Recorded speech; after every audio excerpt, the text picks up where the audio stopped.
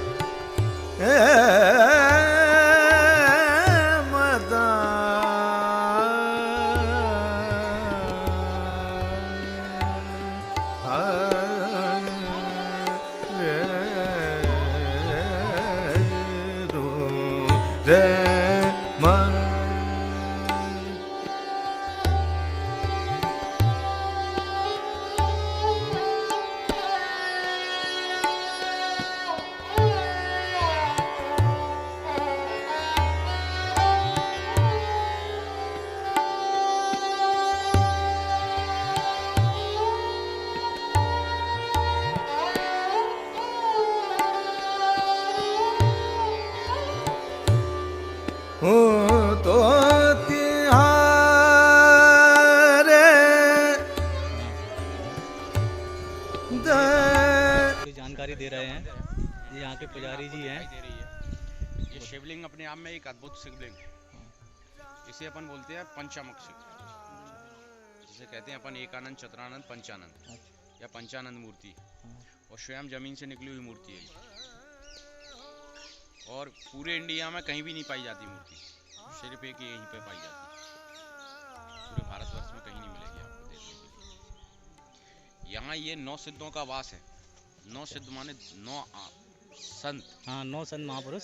जो संत पहले क्या, जो संत होते थे वो समाधियाँ ले जाते थे जिन्ना में, उन्हें अपन बोलते थे सिद्ध।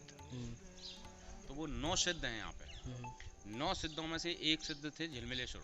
अच्छा, जिनके नाम से ये झिलमिल चल रही है आज। अच्छा, ये नदी है। हाँ, ये नदी जो चल रही है ये झिलमिलेश्वर के ही नाम से चल रही है। अच्छा, अच्छा। नहीं चल रही है।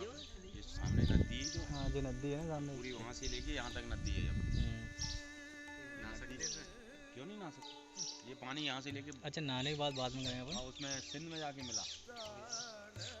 तो ये 9 सिद्धों का तपोभूमि है। हाँ, मैं तब पी जाता है यहाँ पे। हाँ।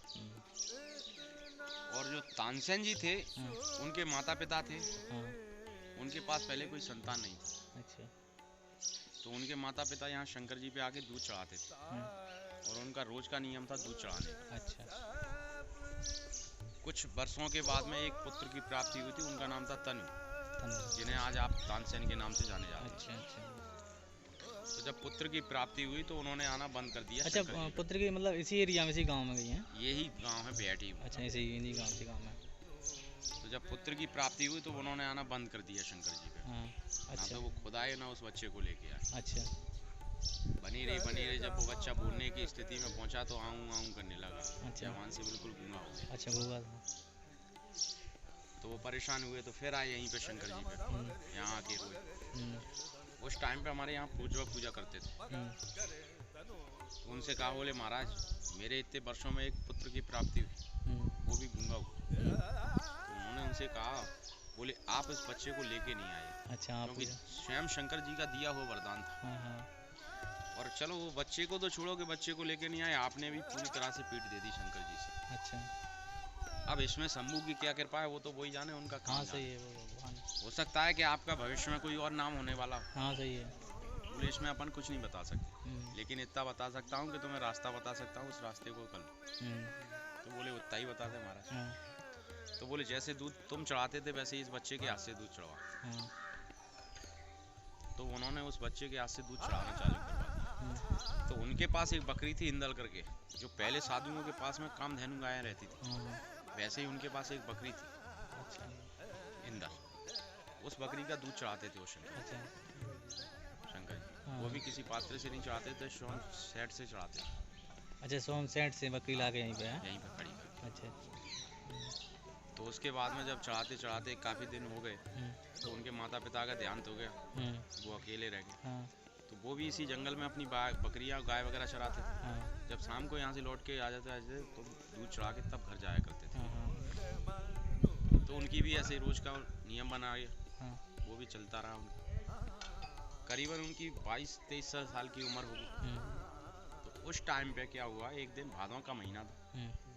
भादों के महीने में बरसातें धुआंधार होती थी। पहले और आज की बरसातों में मोड़ कौड़ी का अंतर। पहले बहुत बरसात होती। पहले 15-15 दिन सूर्य देखने के लिए नहीं मिलता था। और आजकल तो ऐसी बरसात है कि यहाँ हो रही है, आगे चल के 10 कदम पे पानी और सही है। तो उनकी सारी बकरी और गैया वगैरह सारी घर के लिए भाग पड़ी। तो पीछे पीछे वो भी चले गए। उनको भूल गया ध्यान शंकर जी पे दूध चढ़ाने। जब घर जाके पहुंचे, उन्होंने अपने गैयों की और बकरियों की सानी चूना किया। उसके बाद जब खाने पे बैठे तब याद आया, बोले आज मैंने शंकर जी पे दूध नहीं चढ़ाया। तो उसी टाइम उस बकरी को लेके वो कंधे पे रख के यहाँ पे ले आए। तो जैसा ही उन्होंने दूध चढ़ाया, जैसी आवाज़ आई, बोले मांगो क्या मांगना चाहते हो, मैं अति प्रसन्न। तो वहाँ से वो निकल के अंदर से जो इसमें अंदर चबूतरा बना हुआ है, इस पे आके वो खड़े हो गए और चारों रंग देखने लगे कि बोले आवाज़ कहाँ से आ रही है। जब कोई दिखाई नहीं दिया उन्हें, तो उसके बाद में उन्होंने गले की तरफ इशारा किया। तो शंकर जी ने कहा, बोले जितनी जोर से आवाज़ लगाई जाए उतनी जोर से आवाज़ लगा। तो जैसी उन्होंने आवाज़ लगाई है, आवाज़ के साथ में ये मंदिर पूरा उस साइड को झुका। अच्छा जी, मंदिर टेढ़ा हो गया साथ में ना? मंदिर तो झुका है, सो झुका है। शिवलिंग भी पूरी उसी साइड को झुकी। अच्छा, शिवलिंग भी झुकी है, मतलब नीचे से पूरा झुका हुआ है। तो जैसा ही उनकी आवाज़ आई, तो पहली आवाज़ में उनका एक ही शब्द निकला, बोले शंभू ये क्या हुआ। बोले हमने उनसे कहा, बोले ये मेरा एक अस्तित्व है, मैं यहाँ अपना अस्तित्व छोड़ के जा रहा हूँ, जिससे आगे चल के तुम्हारा नाम। बोले वो कैसे फिर? वो बोले वो भी बताऊंगा, अब तुम मांगो क्या मांगना चाहते हो, अब तो तुम्हारी जीवा। तो बोले प्रभु अब तो मेरे को साक्षात आपके दर्शन हो गए, इससे ज़्यादा मुझे और क्या चाहिए। तो भोले बाबा ने उन्हें खुश होकर वरदान दिया था। बोले संगीत में सबसे उत्तम नाम लिया जाएगा और पूरे विश्व में आपका नाम। या अपन ये कह लें कि स्वयं सरस्वती ने उनकी जीवा पे विराजमान हो गई, क्योंकि हर किसी को इस तरह से नहीं मिलता। उन्होंने तब किया था, तब का उन्हें फल मिला था। तो गायक कलाकारों में उनका सबसे श्रेष्ठ नाम है। धन्यवाद आपको बताने में, थोड़ी जानकारी नहीं थी हमें बिल्कुल भी, आपने बताया बहुत धन्यवाद बताने के लिए। क्या लोग जानते नहीं हैं, ग्वालियर तानसेन मकबरा के नाम से लोग ज़्यादा जानते हैं। यहाँ सिर्फ तानसेन का मकबरा बना हुआ है, लेकिन मकबरा तो किसी का पता ही नहीं, उन्होंने कहाँ जले थे, कहाँ क्या हुआ था। पहली बात तो मकबरा तो हिंदू धर्म में होता ही नहीं है, मकबरा तो होता है मुसलमान धर्मों में होता है। वो तो मकबरा उनके अकबर के दरबार में, तो अकबर के मोहम्मद गौस का मकबरा है, वो नाम से बना दिया था।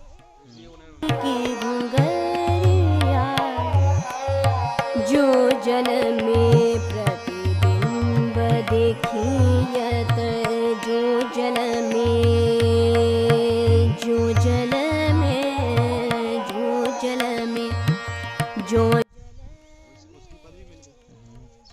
बाकी अब हमने ये कहानी सुनी, यहाँ के जो पुजारी जी उनने सब स्पष्ट बताया है हमें कि जो हुआ यहाँ पे, कैसे तानसेन जी का जन्म से लेके पूरा कैसे क्या हुआ वो सब बताया है।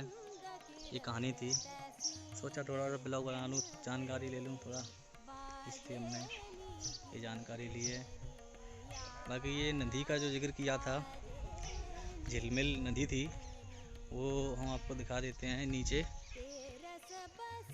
ये है झिलमिल नदी है, इसमें ये पानी चलता रहता है। बाकी ये पूरा एरिया पत्थर का है, पूरे पत्थर के पहाड़ है यहाँ पे। अपन उधर देख कर आते हैं। हाँ, बाकी हमने देख लिया है। ये पूरा पथरीला इलाका है। बताया है 9 जो तपस्वी थे उनकी ये भूमि है, सिद्ध थे महापुरुष।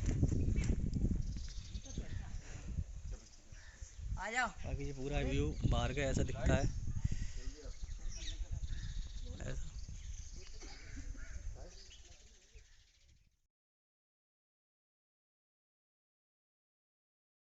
तेरा सब बस कियो,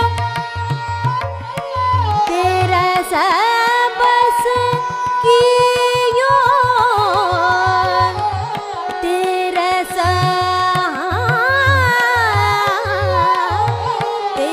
सब बस कियो तान प्रभु।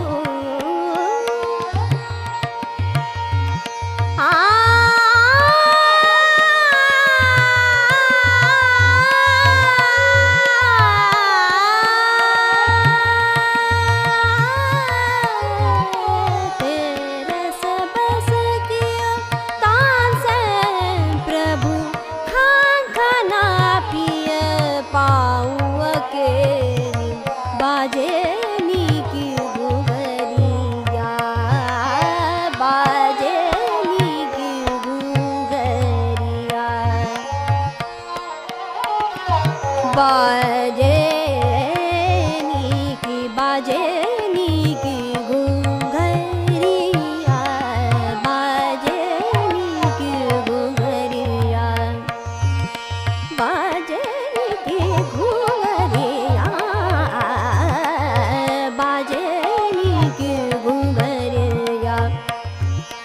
घुंघरिया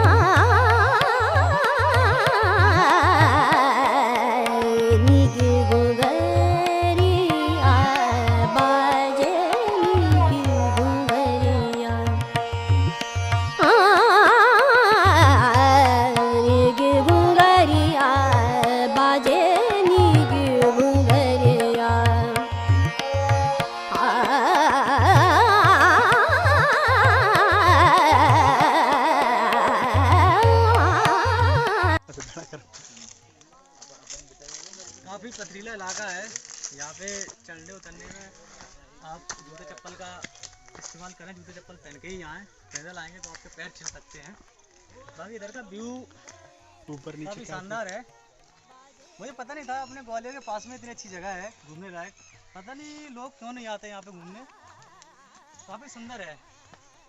ग्वालियर से लगभग 50 किलोमीटर की दूरी पे है ये मंदिर। और बरसात के समय में यहाँ पे काफ़ी अच्छा दृश्य रहता है। लोग यहाँ कम आते हैं, ऐसा लगता नहीं है कि लोग आते हों। और बाकी सब हम आपको दिखाते हैं आगे। चलिए आगे दिखा। जंगल में घूम रहे हैं और इधर देख रहे हैं कि शायद पानी हो कहीं पीने को। आज सुरेंद्र ने बहुत अंदर घुसेड़ दिया जंगल में। देखो एक यहाँ पे कुटिया बनी है किसी संत महात्मा की, तो यहाँ पे पानी मिलेगा तो पी लेंगे। हाँ है तो कुआं है यहाँ पे, ये कुआं है।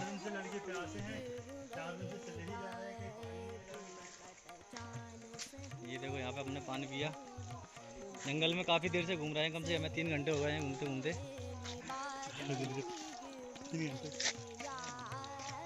जंगल में मंगल हो रहा है, लोग कहते हैं पानी नहीं है। ये बाबा हैं जंगल में काफ़ी कहीं कुछ भी हो, संत लोग अपनी जगह अच्छी बना लेते हैं।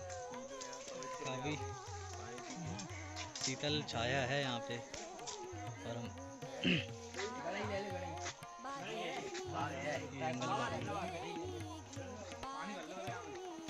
तानसेन की तपोभूमि पे घूम रहे हैं। तानसेन की पहाड़ी पर हैं अभी हम। तानसेन ने जो तप किया था। और ये कुआं धंसने वाला है यहाँ पे। ये कुआं रहता है।